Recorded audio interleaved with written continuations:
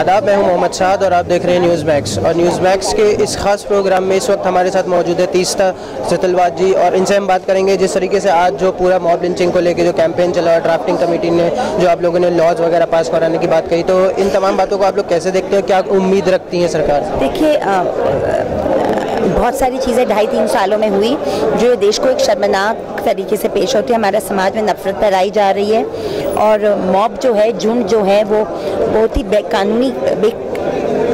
कानूनी तरह से बेकाबू होकर मासूम लोगों के ऊपर हमला हो रहे हैं। इसीलिए हमको लगा कि जैसे कि हमारे कानून में एक खामी है कि अगर झुंड कोई हादसा कमिट करता है, कोई बहुत बड़ा क्राइम कमिट करता है, तो मॉब के नाम से हमारे सीआरपीसी और आईपीसी में सिर्फ 149 में उसको एक अनोनिमस मॉब बताया जाता है एफआईआर में।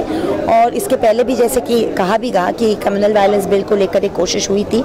नई कोशिश ये है मासूका कानून कि मॉब लिंचिंग और मास क्राइम्स को लेकर एक कानून पास हो जिसमें कोई एक कौम का नाम नहीं है, कोई एक जाति का नाम नहीं है, सिर्फ संविधान लागू करने की बात है। और सबसे अहम बात इसमें यह है कि लोकल एडमिनिस्ट्रेशन और लोकल पुलिस अधिकारी पे जिम्मेदारी कानूनी स्तर पे ठहराई गई है। अगर वो इंटरवीन नहीं करते कानून को बचाने के लिए, जानों को बचाने के लिए, तो उनको जिम्मेदार ठहराया जाएगा। कॉम्पेंसेशन की बात कही गई है और एक जो खामी कानून में है उसको कम करने की कोशिश की गई। तो जैसा कि मौजूदा जो देश का कानून है मॉब लिंचिंग को लेकर, जाहिर है कहीं ना कहीं उसमें कमियां, इसी वजह से आप लोगों ने ड्राफ्ट पास किया। अब क्या मॉब लिंचिंग को लेकर कानून है नहीं देश में, फिलहाल कोई कानून है नहीं।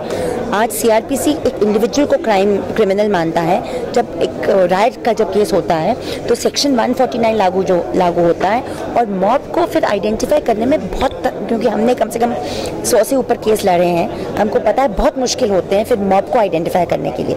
वो आई विटनेस के ऊपर आधारित होता है। हर आई विटनेस हर वहाँ पे हथियार के साथ उसकी पहचान कोर्ट में कर पाता है, नहीं कर पाता है, बहुत सारी मुश्किलें होती हैं। इसीलिए पहली बार कानून में, इसके पहले भी कम्युनल वायलेंस बिल में भी हुआ था कि मास क्राइम्स को लेकर एक, क्योंकि जब एक पूरा मॉब काम करता है तो ये दिखाने की कोशिश कि मॉब की भी एक हस्ती होती है, मॉब को भी गिल्टी ठहराया जा सकता है। तो जैसे जो मौजूदा वक्त है, हालात हैं मुल्क के, तो कैसे देखती हैं ऐसी सरकार को जिसमें इंसान की कोई कीमत नहीं है, इंसान की कोई हैसियत ही नहीं है? तो इस पर आपकी क्या पहली प्रतिक्रिया? देखो, उम्मीद के साथ ही इंसान आगे चलता है। तो हालांकि जिस संगठन की वजह से ये सरकार ठहरी हुई है, राष्ट्रीय स्वयंसेवक संघ, वो तो मॉब वायलेंस में मानती है, मगर फिर भी प्रधानमंत्री एक संवैधानिक पद पे हैं और हम उम्मीद रखते हैं कि गए साल ऊना कांड के बाद भी उन्होंने कुछ दुख व्यक्त किया था। अभी भी जुनैद की हत्या के बाद वो खामोश थे, मगर जब not in my name campaign के प्रोटेस्ट हुए उसके बाद वो कुछ बोले हैं कि ऐसे चीज़ बहुत गलत है वगैरह वगैरह। तो अगर आपको गलत लगता है तो कानून पास कीजिए, ताकि चाहे किसी के भी लोग हो, आपके भी लोग हो, किसी और के भी लोग हो, इस तरह कानून अपने हाथ में लेकर मासूमों की जान ना जाए। आखिरी सवाल आपसे ये है कि हाल ही में मोदी साहब की जो इजरायली विजिट है उसको आप कैसे देखते हैं? देखिए, इजरायली विजिट को आप आइसोलेशन में नहीं देख सकते। एक बहुत लंबा एक इतिहास है भारत का।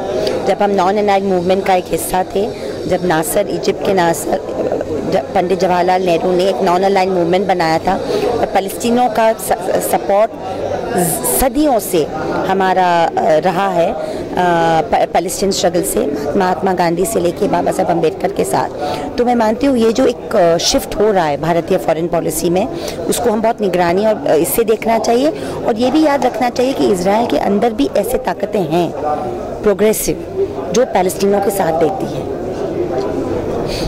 तो ये थी हमारे साथ तीस्ता जी, जिन्होंने तमाम बातों को लेके अपनी बात रखी, ओपिनियन रखा। और जो मासूका कानून है, जो मौजूदा देश के हालात हैं, मॉब लिंचिंग खुसूसी तौर पे उसको लेके जो ड्राफ्ट पास किया है, अब देखना ये है कि सरकार का इस पर क्या स्टैंड होता है। क्या वो इन तमाम चीज़ों को एक्सेप्ट करती है, कोई ऐसा कानून लाती है जिससे कि मॉब लिंचिंग को टैकल किया जा सके और भी इन तमाम बातों को अमल में लाया जा सके, और इन्हीं तमाम चीज़ों के साथ साथ एक मुस्बित पैगाम भी आवाम में दे सके। तो इसी के साथ साथ देखते रहिए न्यूज़ मैक्स।